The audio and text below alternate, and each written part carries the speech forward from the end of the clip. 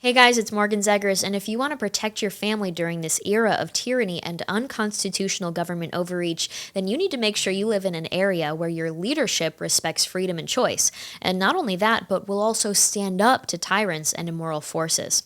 Want a good example of what can happen to you and your family if you live in a dangerous state? In New York City, a judge named Matthew Cooper has decided to bring the very divisive and now politicized issue of forcing people to take the COVID-19 vaccination to a whole new level.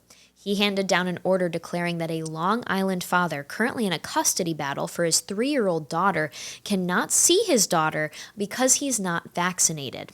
The judge's order says the father needs to get vaccinated or must get tested weekly for COVID-19 and get an antigen test within 24 hours of seeing his kid every time. The judge claims that the child seeing her unvaccinated father is not in her best interest, even though the children are the safest demographic, or one of, when it comes to being harmed by COVID-19.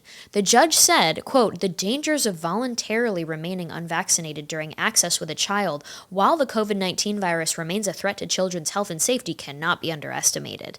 He went on even further with a disgusting remark, saying, quote, "Unfortunately, and to my mind, incomprehensibly, a sizable minority seizing upon misinformation, conspiracy theories, and muddled notions of individual liberty have refused all entreaties to be vaccinated."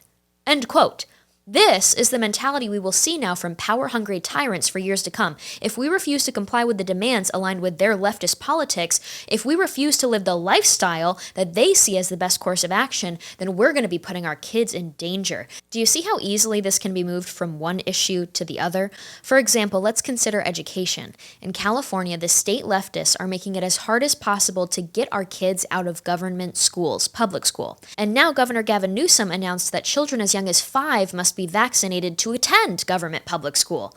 For the parents of California, it makes sense now to be asking, when will the government start to step in and say parents that don't want their children vaccinated are neglectful and harming their children by 1, refusing to vaccinate them, and then 2, because of that, denying their kids an education?